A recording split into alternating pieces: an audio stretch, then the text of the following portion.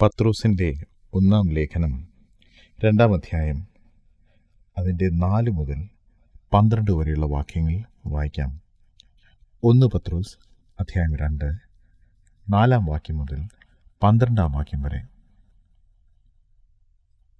മനുഷ്യർ തള്ളിയതെങ്കിലും ദൈവസന്നിധിയിൽ ശ്രേഷ്ഠവും മാന്യവുമായ ജീവനുള്ള കല്ലായ അവൻ്റെ അടുക്കൽ വന്നിട്ട്, നിങ്ങളും ജീവനുള്ള കല്ലുകൾ എന്ന പോലെ ആത്മീക ഗ്രഹമായി യേശുക്രിസ്തു മുഖാന്തരം ദൈവത്തിന് പ്രസാദമുള്ള ആത്മീയ യാഗം കഴിക്കാൻ തക്ക വിശുദ്ധ പുരോഹിത വർഗമാകേണ്ടതിന് പണിയപ്പെടുന്നു.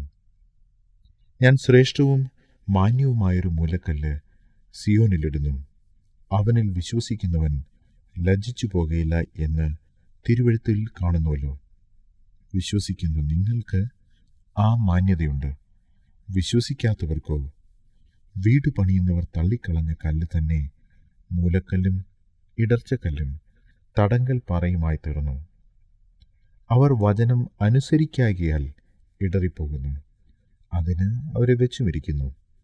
നിങ്ങളോ അന്ധകാരത്തിൽ നിന്ന് തൻ്റെ അത്ഭുത പ്രകാശത്തിലേക്ക് നിങ്ങളെ വിളിച്ചവൻ്റെ സൽഗുണങ്ങളെ ഘോഷിപ്പാൻ തക്കവണ്ണം തിരഞ്ഞെടുക്കപ്പെട്ട ഒരു ജാതിയും രാജകീയ പുരോഹിതവർഗവും വിശുദ്ധ വംശവും സ്വന്ത ജനവും ആകുന്നു. മുമ്പേ നിങ്ങൾ ജനമല്ലാത്തവർ, ഇപ്പോഴോ ദൈവത്തിൻ്റെ ജനം. കരുണ ലഭിക്കാത്തവർ, ഇപ്പോഴോ കരുണ ലഭിച്ചവർ തന്നെ. പ്രിയമുള്ളവരെ, പ്രവാസികളും പരദേശികളുമായ നിങ്ങളെ ആത്മാവിനോട് പോരാടുന്ന ജഡമോഹങ്ങളെ വിട്ടകന്ന് ജാതികൾ നിങ്ങളെ ദുഷ്പ്രവർത്തിക്കാരെന്ന് ദുഷിക്കും തോറും നിങ്ങളുടെ നല്ല പ്രവൃത്തികളെ കണ്ടറിഞ്ഞിട്ട് സന്ദർശന ദിവസത്തിൽ ദൈവത്തെ മഹത്വപ്പെടുത്തേണ്ടതിന് അവരുടെ ഇടയിൽ നിങ്ങളുടെ നടപ്പ് നന്നായിരിക്കണം എന്ന് ഞാൻ പ്രബോധിപ്പിക്കുന്നു. യേശുക്രിസ്തുവിൽ വിശ്വസിച്ച് ദൈവമക്കളായി തീർന്നവർ അവരുടെ ജീവിതത്തിൽ വീണ്ടും ജനനം ഉണ്ടായി, അഥവാ അവർ ദൈവ കുടുംബത്തിലേക്ക് ജനിച്ചിരിക്കുന്നു എന്ന് നാം പത്രോസിൻ്റെ 1-ാം ലേഖനം 1-ാം അധ്യായത്തിൻ്റെ അവസാന ഭാഗത്ത് കണ്ടു. ആ ജനനം ദൈവവചനത്താലായിരുന്നു. ആത്മീക ശിശുക്കളായി ജനിച്ച ഓരോരുത്തരും ദൈവവചനം ആകുന്ന പാൽ കുടിച്ച് വളരണം എന്നും 2-ാം അധ്യായത്തിൻ്റെ 1-2 വാക്യങ്ങളിൽ നാം കണ്ടു. എന്നാൽ അതിനുശേഷം പത്രോസ് അപ്പോസ്തലൻ പറയുന്നു, നിങ്ങൾ ജനിച്ചു, നിങ്ങൾ വളരുന്നു, മാത്രമല്ല നിങ്ങൾ ഒരു വലിയ പണിയുടെ ഭാഗമാണ്, അഥവാ നിങ്ങൾ പണിയപ്പെടുകയാണ്. ആ പണി എങ്ങനെയാണ് നടക്കുന്നത് എന്നാണ് 4-ാം വാക്യം മുതൽ പത്രോസ് അപ്പോസ്തലൻ പറയുന്നത്. മനുഷ്യർ തള്ളിയതെങ്കിലും ദൈവസന്നിധിയിൽ ശ്രേഷ്ഠവും മാന്യവുമായ ജീവനുള്ള കല്ലായ അവൻ്റെ അടുക്കൽ വന്നിട്ട്, മനുഷ്യർ യേശുക്രിസ്തുവിനെ തള്ളിക്കളഞ്ഞതിനെക്കുറിച്ചാണ് വായിക്കുന്നത്. ദൈവം മനുഷ്യനായി ഈ ഭൂമിയിൽ അവതരിച്ചു. ദൈവത്തിൻ്റെ പ്രകടമായ ശക്തിയോ തേജസ്സോ ഒന്നും യേശുവിൻ്റെ ജീവിതത്തിൽ ഇല്ലായിരുന്നു. എങ്കിലും താൻ ദൈവപുത്രനാണെന്ന് തൻ്റെ വാക്കുകളിൽ നിന്നും പ്രവൃത്തികളിൽ നിന്നും തെളിയിച്ചു. ഇസ്രയേൽ രാജ്യത്തിന് താൻ മെശിഹയാണ്, ദൈവപുത്രനാണ് എന്ന കാര്യം താൻ വെളിപ്പെടുത്തി. പക്ഷേ അത് വിശ്വസിക്കണമോ വേണ്ടയോ എന്ന കാര്യം തീരുമാനിക്കേണ്ടത് ഇസ്രായേൽ മക്കളായിരുന്നു, മനുഷ്യരായിരുന്നു. അവർക്ക് തിരഞ്ഞെടുക്കുവാനുള്ള സ്വാതന്ത്ര്യം ഉപയോഗിച്ച് യേശുവിനെ തള്ളിക്കളഞ്ഞു. ഇസ്രായേൽ മക്കൾ യേശുവിനെ തള്ളിക്കളഞ്ഞു എന്ന കാരണം കൊണ്ട് അവൻ്റെ മാന്യതയ്ക്കോ ശ്രേഷ്ഠതയ്ക്കോ ഒരു കുറവും സംഭവിക്കുന്നില്ല. കാരണം അവൻ ദൈവസന്നിധിയിൽ ശ്രേഷ്ഠനാണ്, മാന്യനാണ്. ദൈവം തിരഞ്ഞെടുത്തവനാണ്. ദൈവത്തിൻ്റെ സിലക്ഷൻ, ദൈവത്തിൻ്റെ തിരഞ്ഞെടുപ്പാണ്. മനുഷ്യർ തള്ളിക്കളഞ്ഞു, പക്ഷേ അവനെ ദൈവം തിരഞ്ഞെടുത്തതാണ്. ശ്രേഷ്ഠവും മാന്യവുമായ ജീവനുള്ള കല്ല്. ജീവനുള്ള കല്ല് എന്നത് ഒരു കോൺട്രഡിക്ഷനാണ്, വിരോധാഭാസമാണ്. കല്ലിന് ജീവനില്ലല്ലോ. എന്നാൽ യേശുക്രിസ്തുവിനെ കുറിച്ച് നാം വായിക്കുന്നത് ജീവനുള്ള കല്ലായ അവൻ്റെ അടുക്കൽ വന്നിട്ട്. യേശുക്രിസ്തുവിൻ്റെ അടുക്കൽ വരുന്നവർ അവരും കല്ലുകളാണ്, ജീവനില്ലാത്ത കല്ലുകളാണ്. എന്നാൽ ജീവനുള്ള യേശുക്രിസ്തുവിൻ്റെ അടുക്കൽ വന്നിട്ട് അവർക്ക് ജീവനുണ്ടാകുന്നു. നാം ആദ്യം കണ്ടല്ലോ, യേശുവിനെ മനുഷ്യർ, ഈ ലോകത്തിലുള്ള മനുഷ്യർ അവർ തള്ളിക്കളഞ്ഞു. ഈ ലോകത്തിലുള്ള മനുഷ്യർ തള്ളിക്കളഞ്ഞവനായ യേശുവിൻ്റെ അടുക്കൽ വരിക എന്ന് വച്ചാൽ ഈ ലോകം പറയുന്നതിനെതിരായി പ്രവർത്തിക്കുക എന്നതാണ് അതിനർത്ഥം. യേശുക്രിസ്തുവിനെ ഈ ലോകം തള്ളിക്കളഞ്ഞു.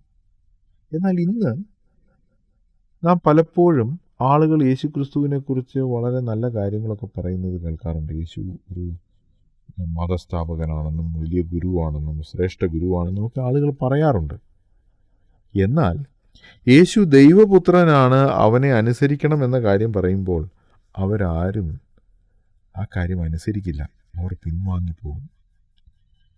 മറ്റുള്ളവരുടെ പ്രീതി സമ്പാദിക്കാൻ, ക്രിസ്തീയ മതസ്ഥരുടെ പ്രീതി സമ്പാദിക്കാനൊക്കെ യേശു ഒരു നല്ല ആളാണെന്ന് പറയുമെങ്കിലും ദൈവപുത്രൻ എന്ന് സ്വയം അവകാശപ്പെട്ട യേശു ക്രിസ്തുവിനെ അവർ ഇന്നും തള്ളിക്കളയുകയാണ്.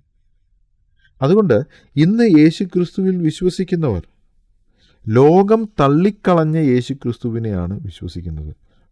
ലോകം വേണ്ട എന്ന് പറഞ്ഞ് യേശുവിൻ്റെ അടുക്കൽ വരുവാനുള്ള മനസ്സ് കാണിക്കുന്നവരാണ് യേശു ക്രിസ്തുവിൽ വിശ്വസിക്കുന്നവർ.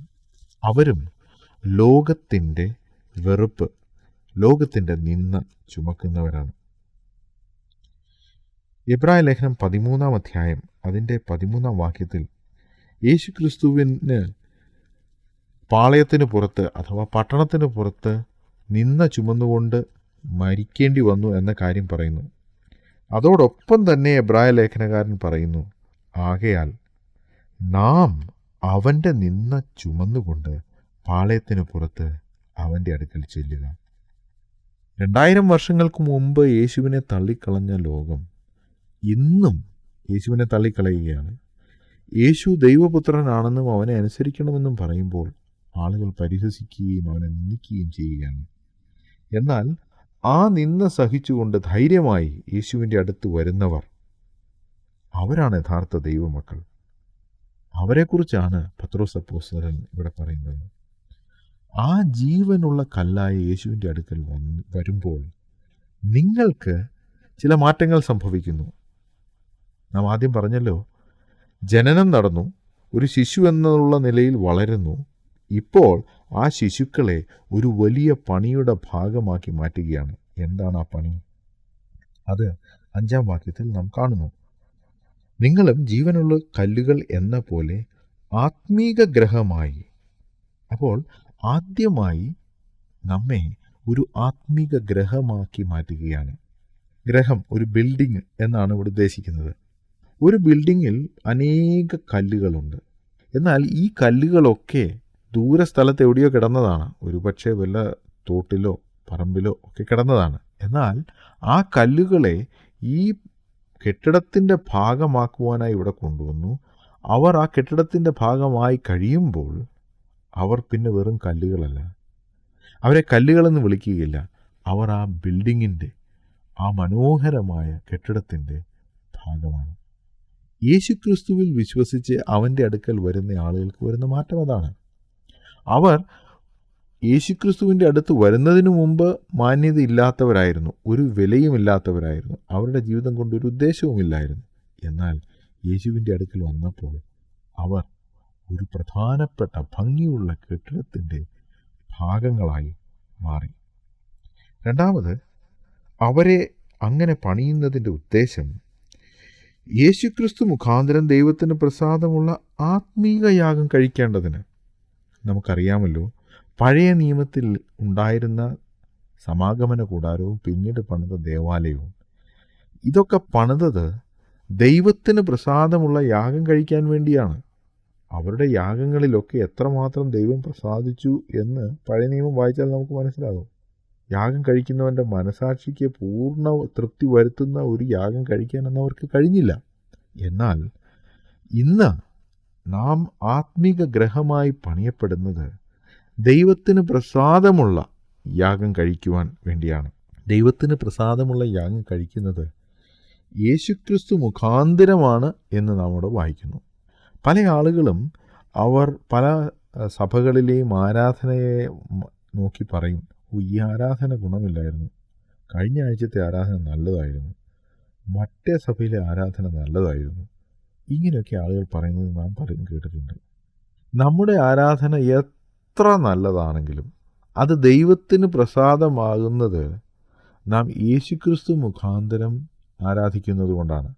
നമ്മുടെ സ്തുതി സ്തോത്ര യാഗങ്ങളും വഴിപാടുകളും യേശുക്രിസ്തു മൂലം അർപ്പിക്കുന്നത് കൊണ്ട് മാത്രമാണ് അത് ദൈവത്തിന് പ്രസാദകരമായിരിക്കുന്നത്. അല്ലാതെ നാം എത്ര നന്നായി പാടിയാലും, എത്ര നന്നായി പ്രാർത്ഥിച്ചാലും, എത്ര നന്നായി പ്രസംഗിച്ചാലും അതൊന്നും നല്ല ആരാധനയാകുകയില്ല, ദൈവത്തിന് പ്രസാദമുള്ള ആരാധനയാകുകയില്ല. ദൈവം പ്രസാദിക്കുന്നതിൻ്റെ ഏക കാരണം അത് യേശുക്രിസ്തുവിലൂടെ അർപ്പിക്കുന്നു എന്നത് മാത്രമാണ്. അങ്ങനെ ദൈവത്തിന് പ്രസാദമുള്ള യാഗം യേശുക്രിസ്തുവിലൂടെ അർപ്പിക്കുവാൻ തക്കവണ്ണം നമ്മെ ആത്മീക ഗ്രഹമായി വിശുദ്ധ പുരോഹിത വർഗമാകേണ്ടതിന് പണിയപ്പെടുന്നു. ലേവ്യ ഗോത്രത്തിലുള്ള ഒരു ചെറിയ ശതമാനം ആളുകൾ മാത്രമാണ് പുരോഹിതന്മാരായിരുന്നത്. അവരിൽ തന്നെ ഒരാൾക്ക് മാത്രമേ മഹാപുരോഹിതനായിരിക്കുവാൻ കഴിയുമായിരുന്നുള്ളൂ. എന്നാൽ ഈ പാവപ്പെട്ട വിശ്വാസികളോട് പത്രോസ് അപ്പോസ്തലൻ പറയുന്നു, നിങ്ങൾ വിശുദ്ധ പുരോഹിത വർഗമാകേണ്ടതിന് പണിയപ്പെടുന്നു. 6-ാം വാക്യത്തിൽ യെശയ്യാ പ്രവചനം 28-ാം അധ്യായത്തിൽ നിന്നുമുള്ള ഒരു ഉദ്ധരണിയാണ് നാം വായിക്കുന്നത്. ഞാൻ ശ്രേഷ്ഠവും മാന്യവുമായ ഒരു മൂലക്കല്ല് സിയോനിലിടുന്നു, അവനിൽ വിശ്വസിക്കുന്നവൻ ലജ്ജിച്ചു പോകുകയില്ല എന്ന് തിരുവെഴുത്തിൽ കാണുന്നുവല്ലോ. വിശ്വസിക്കുന്ന നിങ്ങൾക്ക് ആ മാന്യതയുണ്ട്. വിശ്വസിക്കാത്തവർക്കോ വീട് പണിയുന്നവർ തള്ളിക്കളഞ്ഞ കല്ല് തന്നെ മൂലക്കല്ലും ഇടർച്ചക്കല്ലും തടങ്കൽ പാറയുമായി തീർന്നു. അവർ വചനം അനുസരിക്കായികയാൽ ഇടറിപ്പോകുന്നു. ദൈവം സിയോനിൽ ശ്രേഷ്ഠമായ ഒരു കല്ലിടുന്നു. അത് മനുഷ്യർ തള്ളിയതാണെങ്കിലും അവനിൽ വിശ്വസിക്കുന്നവൻ അവൻ ലജ്ജിച്ചു പോകുകയില്ല. മാത്രമല്ല, അവനിൽ വിശ്വസിക്കുന്നവർക്ക് അവൻ്റെ മാന്യതയുണ്ട്. ഇത് വളരെ അതിശയിപ്പിക്കുന്ന ഒരു കാര്യമാണ്. യേശുക്രിസ്തുവിൽ വിശ്വസിക്കുന്നവർക്ക് ദൈവം യേശുക്രിസ്തുവിൻ്റെ മാന്യതയാണ് നൽകുന്നത്. ഒരുപക്ഷെ അവർ നികൃഷ്ടന്മാരായ, പാപികളായ, ദൈവദൂഷണം പറയുന്ന, ദൈവഹിതത്തിനെതിരായി ജീവിച്ചിരുന്ന ആളുകളായിരുന്നിരിക്കാം. എന്നാൽ അവർ ജീവനുള്ള കല്ലായ യേശുക്രിസ്തുവിൻ്റെ അടുക്കൽ വരുമ്പോൾ, അവനിൽ വിശ്വസിക്കുമ്പോൾ, വിശ്വസിക്കുന്ന അവർക്ക് യേശുക്രിസ്തുവിൻ്റെ മാന്യതയുണ്ട് എന്ന് പത്രോസ് പറയുന്നു. പിന്നെ വിശ്വസിക്കാത്തവരുടെ കാര്യം. വിശ്വസിക്കാത്തവരെ സംബന്ധിച്ചിടത്തോളം ഈ കല്ല് അതൊരു അനുഗ്രഹത്തിൻ്റെ കല്ലല്ല, അതൊരു ശാപത്തിൻ്റെ കല്ലാണ്. ഈ കല്ല് മൂലക്കല്ലാണ്. മനുഷ്യരിത് തള്ളിക്കളഞ്ഞു, പക്ഷേ ഇത് മൂലക്കല്ലായി തീർന്നു. ഏറ്റവും പ്രധാനപ്പെട്ട ഒരു കല്ലായി തീർന്നു. ഒരു കെട്ടിടം പണിത് തീർക്കുവാൻ ഈ കല്ലില്ലാതെ സാധിക്കില്ല എന്ന അവസ്ഥ വന്നു. പക്ഷേ ഇതിൽ വിശ്വസിക്കാത്തവർ, അവർക്ക് ഈ കല്ല് അനുഗ്രഹത്തിൻ്റെ കല്ലല്ല എന്ന് മാത്രമല്ല, ഇതൊരു ശാപത്തിൻ്റെ കല്ലാണ്. ഇതവർക്ക് ഇടർച്ചയായിത്തീരും. അവർക്ക് അനുഗ്രഹമല്ല, മറിച്ച് ശാപമായിത്തീരും. എന്തുകൊണ്ടാണ്? അവർ വചനമനുസരിക്കായകയാൽ ഇടറിപ്പോകുന്നു. അതിനവർ വെച്ചുമിരിക്കുന്നു. വിശ്വസിക്കാത്തവർ ഇടറിപ്പോകുന്നു. എന്തുകൊണ്ട് അവർ ഇടറിപ്പോകുന്നു? വചനമനുസരിക്കായകയാൽ ഇടറിപ്പോകുന്നു. അപ്പോൾ വിശ്വസിക്കുക എന്ന് പറഞ്ഞാൽ എന്താണ്? വിശ്വസിക്കുക എന്ന് പറഞ്ഞാൽ വചനം അനുസരിക്കുക എന്നാണ്. പല ആളുകളും എൻ്റെ വിശ്വാസം എന്ന് പറയും, പക്ഷേ ആ വിശ്വാസത്തിന് പ്രകടമായ യാതൊരു തെളിവുമില്ല. ആ വിശ്വാസം അവരുടെ ജീവിതത്തെ ബാധിക്കുന്നില്ല. വിശ്വസിക്കുന്നു എന്ന് പറയുകയും അനുസരണക്കേട് കാണിക്കുകയും ചെയ്യുന്നവർ വിശ്വസിക്കുന്നില്ല. അവരുടെ വിശ്വാസം ചത്തതാണ് എന്ന് യാക്കോബ് തൻ്റെ ലേഖനത്തിൽ പറയുന്നു. അപ്പോൾ വിശ്വസിക്കുക എന്ന് പറഞ്ഞാൽ ദൈവവചനം അനുസരിക്കുക എന്ന് തന്നെയാണ്. അവർ അനുസരിക്കാത്തത് കൊണ്ട്, ദൈവവചനം അനുസരിക്കാൻ മനസ്സില്ലാത്തത് കൊണ്ട് അവർ ഇടറിപ്പോകുന്നു. എന്നാൽ നിങ്ങളോ, നിങ്ങളെ ഒരു പ്രത്യേക ഉദ്ദേശത്തോടു കൂടിയാണ് ദൈവം വിളിച്ചിരിക്കുന്നത്. അന്ധകാരത്തിൽ നിന്ന് തൻ്റെ അത്ഭുത പ്രകാശത്തിലേക്ക് നിങ്ങളെ വിളിച്ചവൻ്റെ സൽഗുണങ്ങളെ ഘോഷിപ്പാൻ തക്കവണ്ണം തിരഞ്ഞെടുക്കപ്പെട്ടവർ. ആദ്യം നമ്മുടെ ഉത്തരവാദിത്തമാണ് പറയുന്നത്. നമ്മെ ദൈവം തിരഞ്ഞെടുത്തത് നമ്മെ അന്ധകാരത്തിൽ നിന്ന് അത്ഭുത പ്രകാശത്തിലേക്ക് കൊണ്ടുവന്ന് നമ്മുടെ രക്ഷിതാവിൻ്റെ സൽഗുണങ്ങളെ ഘോഷിക്കണം എന്ന് വെച്ചാൽ നാം അത് മറ്റുള്ളവരോട് പറയണം. ദൈവസന്നിധിയിൽ നാം അത് സമ്മതിക്കണം, മാത്രമല്ല മറ്റുള്ളവരോടും പറയണം. ഇതാണ് ദൈവം നമ്മെക്കുറിച്ച് ഉദ്ദേശിക്കുന്നത്. അത് കഴിഞ്ഞ് നമ്മുടെ പ്രിവിലേജസ് പറയുന്നു. നാം ആരൊക്കെയാണ്? തിരഞ്ഞെടുക്കപ്പെട്ട ഒരു ജാതി, രാജകീയ പുരോഹിതവർഗം. രാജാവും പുരോഹിതനും ഒരു ഗോത്രത്തിൽ നിന്നുണ്ടാവുകയില്ലായിരുന്നു. ഇസ്രായേൽ ഗോത്രങ്ങൾ 12-ൽ ഒരു ഗോത്രം, യഹൂദ ഗോത്രം, അതിന് രാജത്വവും ലേവി ഗോത്രത്തിന് പൗരോഹിത്യവുമായിരുന്നു. എന്നാൽ ഇവിടെ അത് രണ്ടും നിങ്ങൾക്ക് ലഭിച്ചിരിക്കുന്നു എന്ന് വായിക്കുന്നു. വിശുദ്ധ വംശം, സ്വന്തം ജനം. മുമ്പേ ജനമല്ലായിരുന്നു, ഇപ്പോൾ ജനമായി.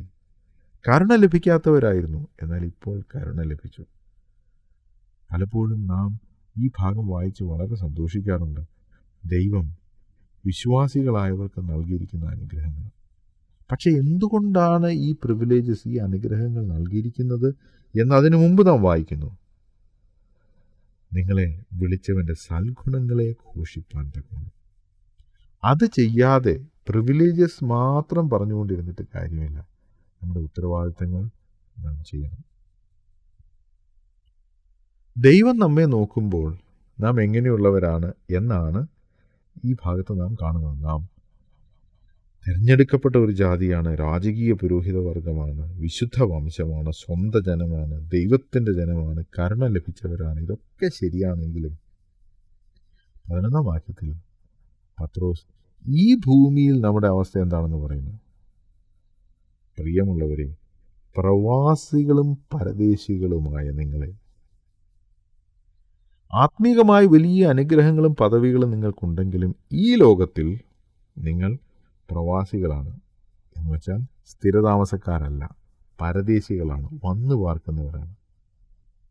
നിങ്ങളുടെ ആത്മാവിനോട് പോരാടുന്ന ഒരു കാര്യത്തെക്കുറിച്ച് പത്രോസ് പറയുന്നു.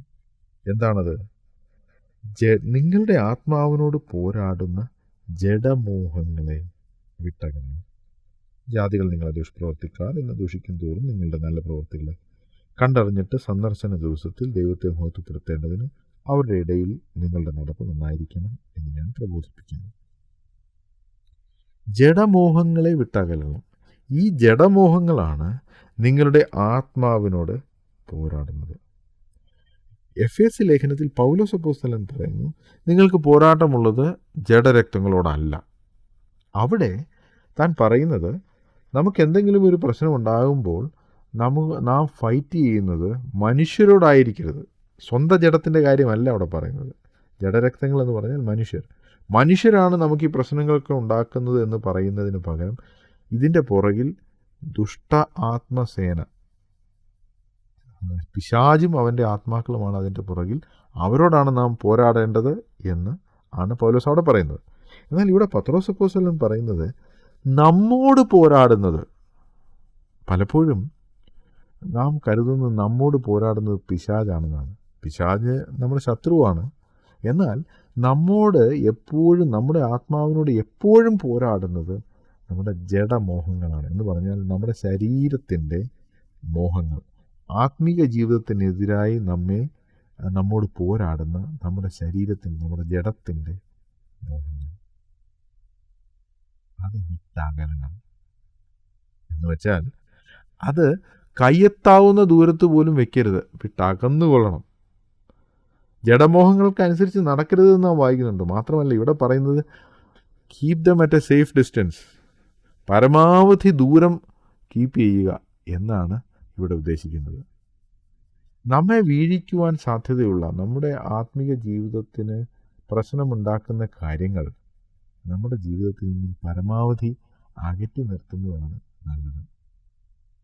നിങ്ങൾ ആരെങ്കിലും റെയിൽവേ സ്റ്റേഷനിൽ പോയാൽ ട്രെയിൻ വരുന്നു, പ്ലാറ്റ്ഫോമിൽ നിൽക്കുന്നത് സേഫാണ്. എന്നാൽ ഒരു ട്രെയിൻ വരുമ്പോൾ ആരും ആ പ്ലാറ്റ്ഫോമിൻ്റെ അടുത്ത് പോയി നിൽക്കുകയില്ല. ട്രെയിൻ സ്പീഡിൽ വരുമ്പോൾ നാം പരമാവധി അവിടെ നിന്ന് മാറി നിൽക്കും. കാരണം അതാണ് ബുദ്ധി. എന്തിനാണ് അനാവശ്യമായ റിസ്ക് എടുക്കുന്നത്? അതുപോലെ തന്നെ ജഡമോഹങ്ങളിൽ നിന്നും പരമാവധി അകന്നു നിൽക്കുക, വിട്ടകലുക എന്നാണ് പത്രോസ് അപ്പോസ്തലൻ പറയുന്നത്. അതിനുശേഷം മറ്റുള്ള ആളുകൾ, ലോകത്തിലുള്ള ആളുകൾ, അവർ യേശുക്രിസ്തുവിനെ തള്ളിക്കളഞ്ഞവരാണ്. നിങ്ങൾ യേശുക്രിസ്തുവിനോടുകൂടെ ചേരുന്നതിനെയും അവർ വെറുക്കുന്നു, അതിനെ തള്ളിക്കളയുന്നവരാണ്. അവർ നിങ്ങളെ നോക്കി നിങ്ങൾ നല്ല പ്രവൃത്തികൾ ചെയ്യുമ്പോൾ അവർ പറയും നിങ്ങൾ ദുഷ്പ്രവർത്തിക്കാരാണ്. നിങ്ങൾ തെറ്റിദ്ധരിക്കപ്പെടും. നിങ്ങളുടെ നല്ല ഉദ്ദേശങ്ങളും നല്ല പ്രവൃത്തികളും അവർ തെറ്റായി വ്യാഖ്യാനിക്കും. അങ്ങനെ ചെയ്യുമ്പോൾ നമ്മൾ എന്താണ് ചെയ്യേണ്ടത്? ഈ ലോകം വിട്ടു പോകണമോ? സൽപ്രവൃത്തികൾ ചെയ്യുന്നത് നിർത്തണമോ? അതൊന്നുമല്ല നാം ചെയ്യേണ്ടത്. പത്രോസ് അപ്പോസ്തലൻ പറയുന്നത് ശ്രദ്ധിക്കൂ. നിങ്ങളുടെ നല്ല പ്രവൃത്തികളെ കണ്ടറിഞ്ഞിട്ട് സന്ദർശന ദിവസത്തിൽ ദൈവത്തെ മഹത്വപ്പെടുത്തേണ്ടതിന് അവരുടെ ഇടയിൽ നിങ്ങളുടെ നടപ്പ് നന്നായിരിക്കണം എന്ന് ഞാൻ പ്രബോധിപ്പിക്കുന്നു. നിങ്ങൾ നല്ല പ്രവൃത്തികൾ ചെയ്യുമ്പോൾ അവർ തെറ്റിദ്ധരിക്കും. നിരാശപ്പെട്ടു പോകരുത്. നല്ല പ്രവൃത്തികൾ ചെയ്യുന്നത് നിർത്താമെന്ന് കരുതരുത്. മറിച്ച് അവർ തെറ്റിദ്ധരിക്കും തോറും നമ്മുടെ നല്ല നടപ്പ് അവർക്ക് വെളിവായി വരണം. എന്തുകൊണ്ടാണ്? ഒരു ദിവസം വരുന്നു, സന്ദർശന ദിവസം. അന്ന് അവർക്ക് കാര്യം മനസ്സിലാകും. നാം ദൈവവചനപ്രകാരമാണ് നടന്നത്, ദൈവത്തെ പ്രസാദിപ്പിച്ചുകൊണ്ടാണ് നടന്നത് എന്ന് അവർക്ക് ബോധ്യമാകുമെന്ന് മാത്രമല്ല, അന്ന് അവർ ദൈവത്തെ സ്തുതിക്കുവാനും ഇടയായിത്തീരും. യേശുക്രിസ്തുവിൽ വിശ്വസിച്ചത് മുഖാന്തരം ദൈവ കുടുംബത്തിൽ ജനിച്ച നാം, ദൈവവചനത്താൽ വീണ്ടും ജനിച്ച നാം ദൈവവചനമാകുന്ന പാൽ കുടിച്ച് വളരണം എന്ന് പൗലോസ് പറയുന്നു. അങ്ങനെ വളരുന്ന നാം ഒരു ആലയമായി പണിയപ്പെടുകയാണ്. ഒരു മാന്യതയുമില്ലാതെ വെറും പറമ്പിൽ കിടന്നിരുന്ന കല്ലുകളായിരുന്ന നമ്മെ ആത്മീക ഗ്രഹമായി അവൻ പണിയുകയാണ്. നമുക്കൊരു മാന്യതയുമില്ലായിരുന്നു, എന്നാൽ ഇന്ന് യേശുക്രിസ്തുവിൻ്റെ മാന്യത അവൻ നമുക്ക് നൽകിയിരിക്കുകയാണ്. എന്തുകൊണ്ടാണ് ദൈവം ഇതൊക്കെ ചെയ്തിരിക്കുന്നത്? ഈ ശ്രേഷ്ഠ പദവികൾ നമുക്ക് നൽകിയിരിക്കുന്നത് എന്തിനു വേണ്ടിയാണ്? നമ്മെ അന്ധകാരത്തിൽ നിന്നും അത്ഭുത പ്രകാശത്തിലേക്ക് വിളിച്ചവൻ്റെ സൽഗുണങ്ങളെ ഘോഷിപ്പാൻ. നാം അത് ചെയ്യുമ്പോൾ ആളുകൾ നമ്മുടെ പ്രവൃത്തികളെ നോക്കി കുറ്റം പറയും. അവർ തെറ്റിദ്ധരിച്ച് ചീത്തയായ കാര്യങ്ങൾ അപവാദമായും നമ്മെക്കുറിച്ച് പറയും. അങ്ങനെയൊക്കെ സംഭവിച്ചാലും നാം അവരുടെ മുമ്പാകെ നന്നായി നടന്ന് നമ്മുടെ നല്ല പ്രവൃത്തികളെ അവർക്ക് തെളിയിച്ചു കൊടുക്കണം. ആ നിലയിൽ ദൈവത്തിന് പ്രസാദമുള്ള ഒരു ജീവിതം നയിക്കാൻ ദൈവം നമ്മെ ഓരോരുത്തരെയും സഹായിക്കട്ടെ. ഞങ്ങളുടെ ദൈവമേ, സ്വർഗീയ പിതാവേ, ഞങ്ങളുടെ ജീവിതം കൊണ്ട് അവിടുത്തെ സൽഗുണങ്ങളെ ഘോഷിക്കുവാൻ ഞങ്ങളെ സഹായിക്കണമേ. ഞങ്ങളുടെ നല്ല നടപ്പ് കണ്ട് ഈ ലോകത്തിലുള്ള ആളുകൾ സന്ദർശന ദിവസത്തിൽ ദൈവത്തെ സ്തുതിക്കുവാൻ ഇടയായിത്തീരണമേ. നിങ്ങളുടെ പ്രാർത്ഥന കേട്ടതിനായി സ്തോത്രം. യേശു കർത്താവിന്റെ നാമത്തിൽ തന്നെ. ഞങ്ങളെ വിളിക്കുവാൻ ആഗ്രഹിക്കുന്നുവെങ്കിൽ 098802221957 എന്ന നമ്പർ ഉപയോഗിക്കുക.